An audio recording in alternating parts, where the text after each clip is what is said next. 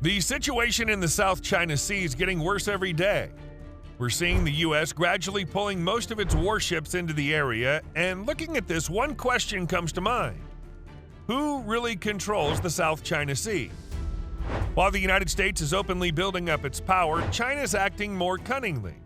The Chinese government realizes that the presence of the United States is dramatically changing the economic and strategic position of the country. China makes billions of dollars in profit through sea trade, and of course the government does not want to lose its money. So it's trying its best to draw global attention to this situation. For example, China accused the United States of trying to interfere in its conflict with the Philippines. This attracted public attention, and angry comments were sent to the United States, but America is not backing down from its position in defense of the Philippines. For this purpose, one of the largest aircraft carriers in the world, the USS Ronald Reagan, arrived in the South China Sea.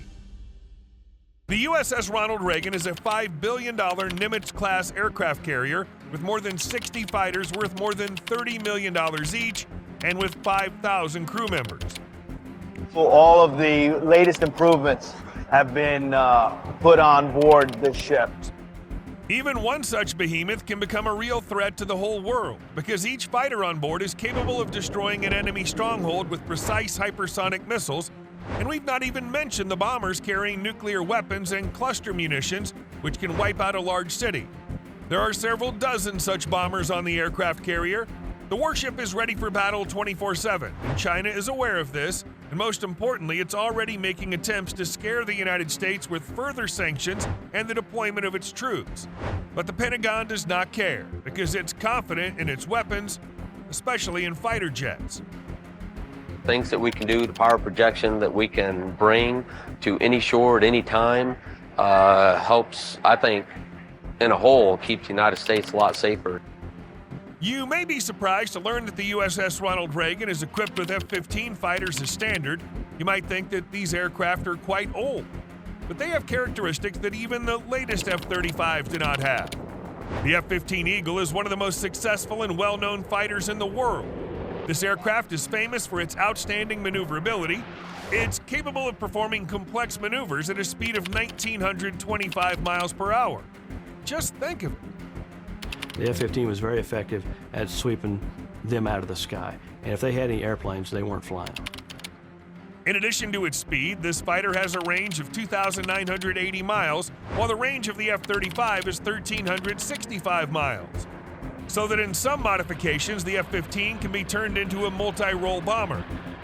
We were really building a fighter for the 21st century that could take on all of the advanced threats. When China sees an F-15, it'll be prepared for it to attack with cruise missiles, but it will obviously not expect an aircraft that's more than 40 years old to suddenly fly twice the speed of sound over its base and drop several cluster munitions. All in all, the F-15 is one of the most versatile and successful fighter jets that's demonstrated its effectiveness in many conflicts.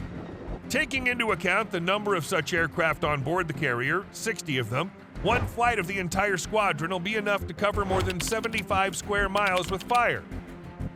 We can take this carrier strike group anywhere in the world that we want to with only the permission of the President of the United States. But this was not enough for NATO. To protect the aircraft carrier from Chinese ships, the United States and its allies have deployed their own warships, which create an even greater advantage for America in terms of its ability to control the South China Sea. One of the main ships was the Ticonderoga-class cruiser. These ships are among the most powerful in the world and are widely used by the U.S. Navy to intimidate its opponents. The cruiser has the means to search for and attack submarines, including deep-sea torpedoes, but the most interesting feature is the ability to attack ground targets with Tomahawk-guided missiles. What's the specialty of this missile? Its incredible range of 995 miles.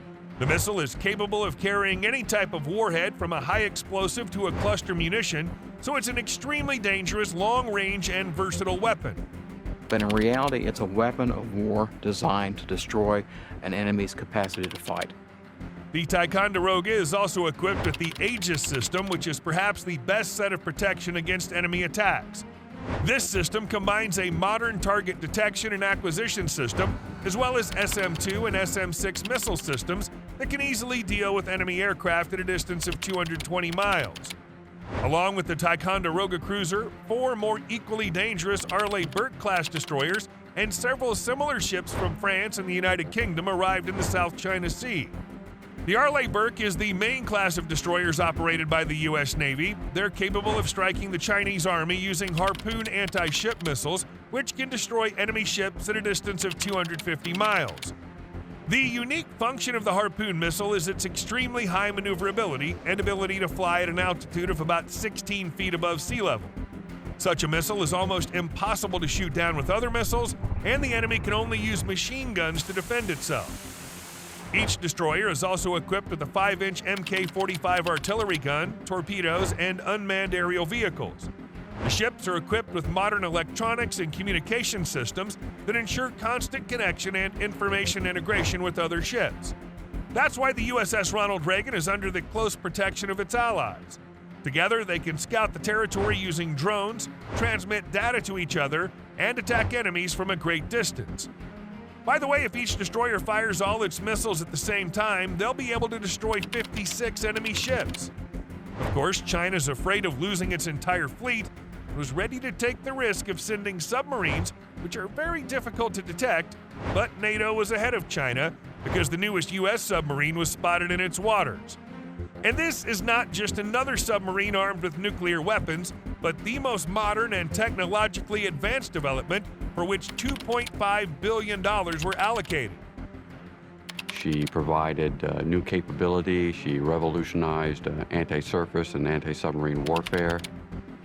The engineers managed to design a real behemoth that can end the conflict with China in just 30 seconds. The USS Virginia has many technological advantages. For example, a huge nuclear reactor that allows it to stay in the water for 25 years without a break. Nuclear supersonic missiles, the most powerful torpedoes capable of maneuvering, and stealth coating, which makes a huge submarine completely invisible to the enemy. It's very capable, it's very quiet.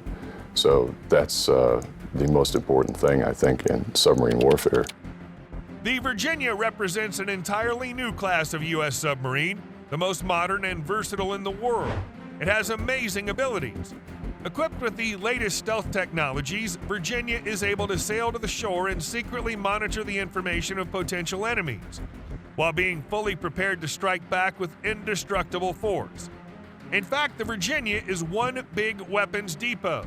The submarine can launch devastating attacks on warships using torpedo bays located in the front of the hull.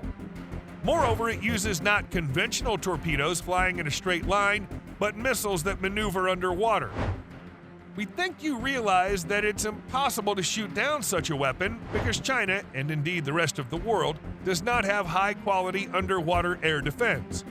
Against ground targets, the Virginia can launch nuclear-capable cruise missiles at a distance of 930 miles with the highest possible accuracy. The submarine has a total of 20 launch silos, and all missiles can be launched in just 120 seconds. We think there's no need to say what would happen to China if such a fleet of nuclear missiles were to hit it. The sole purpose of a submarine being invented was to take the fight there, launch torpedoes. Although the territorial dispute has been going on for several decades, the situation in the South China Sea has escalated right now, and it's the first time that the United States has taken the lead in controlling this area.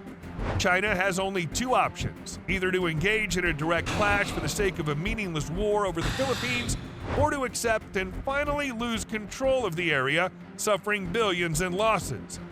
Be that as it may, it's desirable for all of us that the Chinese authorities and the United States come to a peaceful agreement. While they resolve their issues, the video comes to an end. If you liked it, feel free to like it and leave a comment so you can help us understand in which direction we should develop the content. Thanks for watching, and see you soon.